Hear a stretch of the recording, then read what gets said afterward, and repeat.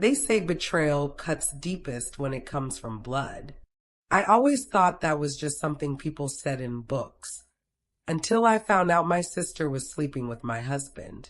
My name is Camille, and until last year, I believed I had a pretty charmed life, a stable marriage, a growing career, a close-knit family. Sure, not everything was perfect, but compared to the chaos I'd seen some friends go through, I felt grateful. My husband, Ethan, was charming, dependable, and everyone's favorite at family dinners. My parents adored him. My sister? Even more so. But I never thought anything of it, because I trusted both of them completely. My sister Lana was 5 years younger. Wild, impulsive, a little reckless. She'd always leaned on me, her perfect big sister, for advice, money, even a place to crash when her own life spiraled. I never judged. I wanted to see her win. When Lana broke up with her last boyfriend, I told Ethan she should come stay with us until she got back on her feet. He hesitated. Are you sure that's a good idea?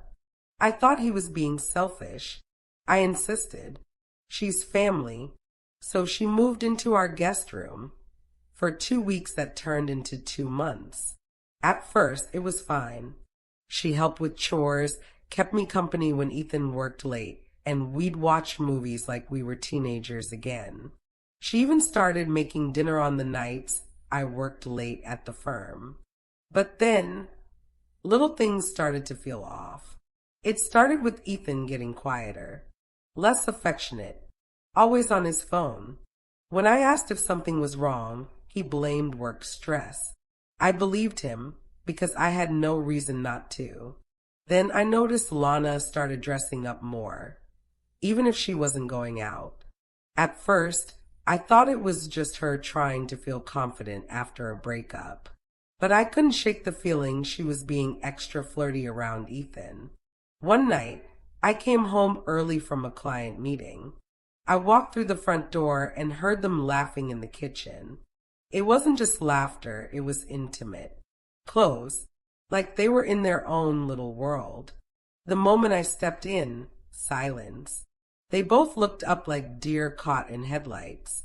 We were just talking about that show you love, Lana blurted. Ethan nodded too quickly. Yeah, Game of Crowns, right? That wasn't even the name of the show. The gut feeling hit me like ice in my veins. I told myself I was being paranoid, that I was stressed, that I was imagining things. I had court deadlines, client meetings, and too much caffeine keeping me on edge. But my instincts, they were screaming. That night, I searched Ethan's phone. I know I shouldn't have, but something told me I needed to know. What I found was worse than I ever imagined. They had a separate messaging app, dozens of messages, flirty, personal, and explicit. One line stood out like a dagger in my chest. I wish I could wake up next to you instead. I couldn't breathe. My husband, my sister, the people I love most in the world, lying to my face, under my roof. I didn't scream. I didn't cry. I just sat there, shaking. And in that moment, something inside me shifted. I wasn't going to confront them. Not yet. Because while they were playing games behind my back, I was about to play a much better one. I didn't sleep that night. I lay there in bed next to Ethan, who was snoring softly, oblivious to the fact that I now knew everything. My heart thudded in my chest like a war drum, but my face remained calm, frozen, like someone had unplugged all my emotions just to keep me functioning. I thought I'd cry, scream, shatter something, but all I felt was a growing, icy rage. I needed a plan, and I couldn't afford to be sloppy. The next morning, I did what every betrayed wife isn't expected to do. I kissed Ethan goodbye, told Lana to take it easy, and headed off to work like nothing had changed. On my lunch break, I called a therapist. Not for comfort, For strategy, people react to betrayal in different ways, Dr. Leslie said gently after I laid out the truth. But it's rare someone calls me with a list of bullet points and a folder of screenshots. I'm not here to fall apart, I said. I'm here to take back control. And that's exactly what I did. Over the next week, I became an actress. I kept up every normal routine. Cooked dinner, made jokes, laughed with Lana over wine, let Ethan hug me from behind while I stirred the pasta. Inside, I was burning, but outwardly, I made sure they stayed comfortable.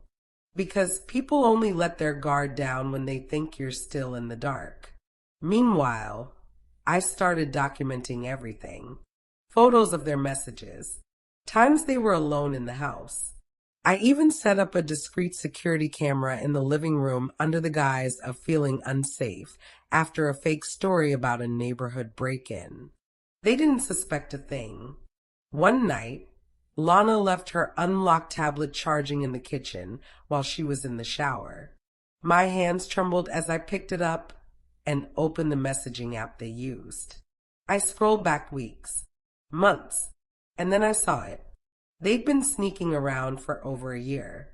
I read messages from the night Ethan and I went away for our anniversary. While I was asleep in the hotel room, he was messaging Lana about how he couldn't stop thinking about her. I read about the time I got food poisoning and stayed home from work. He had used the day to sneak Lana into our house. The worst part? They talked about me like I was a burden. Like I was an obstacle to their real happiness. My hands went numb. But it wasn't just pain anymore. It was purpose. I made backups of everything. I stored them in cloud drives, on USBs, even printed hard copies that I kept at the office in a locked drawer. This wasn't just about revenge anymore. It was about precision. I needed timing, impact, and absolute crushing proof. Because I didn't want to just end their little fantasy. I wanted to ruin it so thoroughly, so devastatingly, that they'd never recover from the fallout. And just when I thought I had all the pieces in place, life handed me the final weapon I never saw coming. A week after I finished collecting every shred of evidence, I got a text from Lana. "Hey sis, Ethan and I have some news. Come over tonight? I want you to hear it from us first." I stared at the message like it was written in blood. No guilt, no shame, just a cutesy emoji and a betrayal gift wrapped in smugness. Of course I went. I walked into Lana's apartment wearing my best poker face, clutching a bottle of wine like a well-meaning sister. Ethan was already there on her couch in his sweatpants and my stomach churned. They smiled at me like I was an idiot. Like I hadn't already seen their filth behind closed screens. "We're getting married," Lana said, flashing a diamond ring that looked suspiciously similar to the one Ethan bought me years ago. My jaw didn't even twitch. "Wow," I whispered. "That's fast." "We didn't want to hide anymore," Ethan said, taking her hand. That sentence was all I needed to hear. They thought I was broken. They had no idea. That night, I cried in the shower, not because I was heartbroken, because they had gifted me the perfect setup. A wedding, a public event, the perfect stage. The idea hit me like lightning. I wasn't going to out them in a text. I wasn't going to scream at them at a dinner table. I was going to let them plan their fantasy life, and then I was going to burn it down on their happiest day. Over the next 2 months, I played along. I offered to help Lana with wedding invites. I gave her old vendor contacts from my wedding to Ethan. I even helped her pick a dress, all while she looked at me through a veil of superiority. "You've been so supportive," she said once misty-eyed.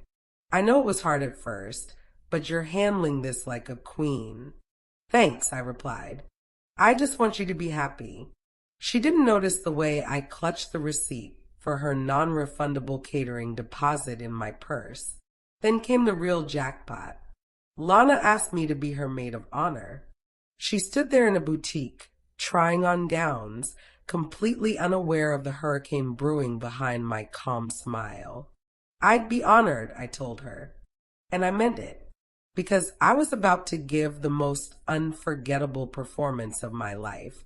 Meanwhile, I got to work. Behind the scenes, I contacted a local blogger who specialized in wedding scandals and exposés. Anonymously, I sent her the full story, screenshots, dates, receipts, audio recordings from my hidden living room camera. I told her to hold off until I gave the signal. Then I booked a projector. Yes, a literal projector. Because my revenge wasn't going to be whispered. It was going to be broadcasted. And just like that, the date arrived. I wore my bridesmaid dress. I helped Lana into her gown. I touched up her makeup. And as we stood in the bridal suite waiting for the ceremony to start, she turned to me and said, "You're going to find love again, Cam." I really believe that. I smiled. "Oh, I already have," I whispered. In myself. The ceremony was held in a glass chapel overlooking the bay, exactly the kind of venue Ethan and I had once bookmarked on Pinterest when planning our wedding. Funny how life comes full circle. Only this time, I was in a very different role. I stood by Lana's side, holding her bouquet, watching as she walked down the aisle to the same instrumental track I had chosen 3 years ago. It was like watching a badly edited rerun of my own life. She looked radiant. Ethan looked smug. Their parents beamed from the front row. Everyone around me smiled, like this was some fairy tale romance. But I knew better. I gave the blogger the green light from my phone just moments before the vows began. Then I slipped away. Outside, in the reception hall, I handed the technician a USB. "Play this right after the first dance," I told him. "It's a surprise gift for the couple. You'll know when." He nodded, completely unaware of the bomb he was holding. I rejoined the ceremony just in time to hear Lana promise to love Ethan for all eternity. How poetic. The reception began with champagne flutes and tiny hors d'oeuvres. I played the perfect maid of honor, laughing at speeches and smiling for pictures. I even toasted them with a heartfelt message. To Lana and Ethan, proof that some stories aren't fairy tales. But even tragedies deserve an audience. People clapped. Lana teared up. Ethan raised his glass. They had no idea. When the first dance ended, the technician nodded at me. I raised my glass one more time, clinked it loudly, and said, "Before we cut the cake, the couple has something they'd like to share with all of you." The lights dimmed. The projector screen dropped down, and it began. The first slide was a photo of Ethan and me on our anniversary. Then a screenshot of his happy birthday, babe text, dated months after he and Lana had claimed they fell in love. Gasps echoed. Then came audio clips. Ethan's voice saying things like, "I can't leave Camille just yet. She's got all the bank accounts. And Lana's just a fling for now." The room froze. Then came texts between Lana and a friend, boasting about stealing what was mine all along, mocking me, planning how to slowly erase me from Ethan's life. Guests turned in their chairs. Parents paled. Someone dropped a glass. Lana stood there, mouth open, unable to move. Ethan tried to unplug the projector, but the technician was faster. He backed away, refusing to stop the show. Then came the final screen. When betrayal becomes the foundation of your love story, don't be surprised when it crumbles under truth. Silence, and then applause. From strangers, from distant cousins, even from Lana's ex-best friend, who mouthed damn in awe. I didn't wait for them to come at me. I just turned, grabbed my purse, and walked out of that wedding like a queen leaving her coronation. Outside, I felt the breeze hit my face, and for the first time in months, maybe years, I exhaled. Not because I was free from them, but because I had freed myself. I didn't look back. As I walked out of that wedding hall, heels clicking like punctuation marks on polished marble, I knew I had just changed the course of all our lives. For once, it wasn't me crying in the back seat or screaming into a pillow at 3 a.m. It was them. The blog post I commissioned, it went live the next morning. It wasn't gossip, it was documentation. Screenshots, voice clips, timeline receipts. The writer had done their homework.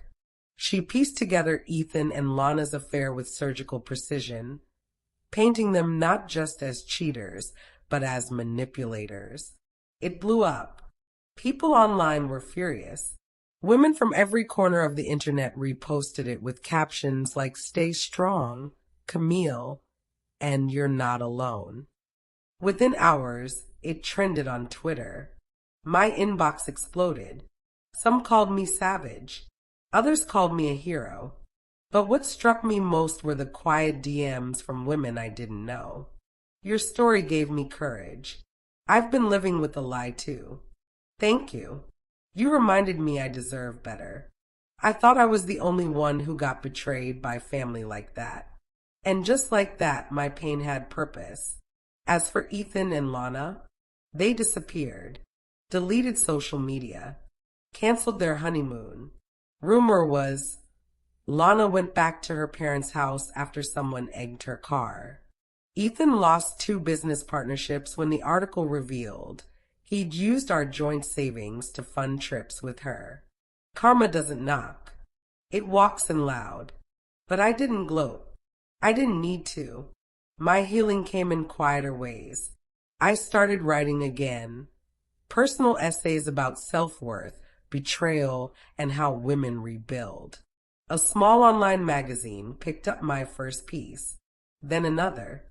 I called it The Rebirth Diaries.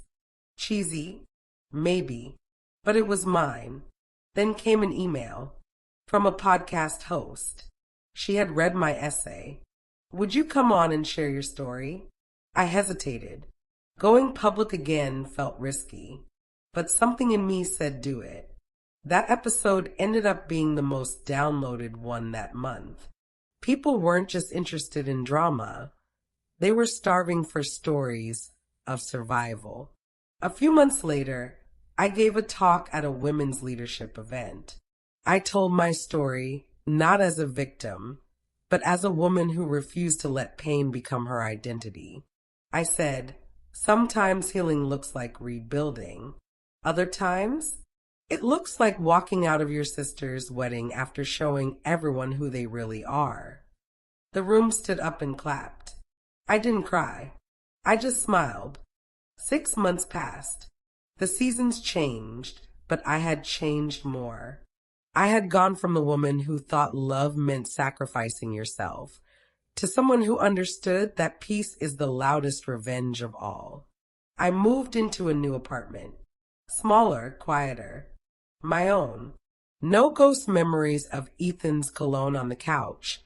No passive-aggressive texts from Lana pretending everything was fine. I painted the walls with warm colors. I bought a secondhand bookshelf and filled it with poetry, self-help, and thrillers, anything that reminded me of my power. And I slept deep, uninterrupted sleep. That was the biggest change of all. Then came the email. "Lana, subject line, please." I didn't open it. Not for days. When I finally did, it was one long paragraph. No greeting. No punctuation. Just desperation. "You got what you want, everything is ruined. He's not who I thought. He's cold, now blames me for everything. Everyone hates me. Please just tell me why you did it like that. We could have talked. I miss you. I didn't think you'd ever leave me." I stared at the screen for a while, then clicked archive. That was closure enough. Ethan tried too. A letter, not an email. How quaint. He wrote about regret, about how he was lost and didn't know how to feel wanted anymore. He claimed he thought I'd never leave. That was the problem. He thought I'd never walk away. He was wrong. I didn't respond to either of them. Not because I was angry anymore. I wasn't. I was free. That's what they never understood. This wasn't about revenge. It was about reclaiming my life. A year to the day after their wedding, I stood on stage at a storytelling event. The theme was resilience. I told my story not with bitterness, but with grace. I spoke about betrayal, loss, and the quiet rage that becomes a roadmap to reinvention. When I stepped off the stage, a woman in the front row grabbed my hand and whispered, "You just told my story. Thank you." That's when I knew. I hadn't just survived betrayal. I'd rewritten the ending. Thank you for listening to my story. If you've ever been betrayed by someone you loved, I want you to know your pain is valid, but it doesn't have to define you. You can rebuild, you can rise, and when you do, do it loudly. Don't forget to like, comment, and subscribe to Red Flag Diaries for more powerful true stories. See you in the next one.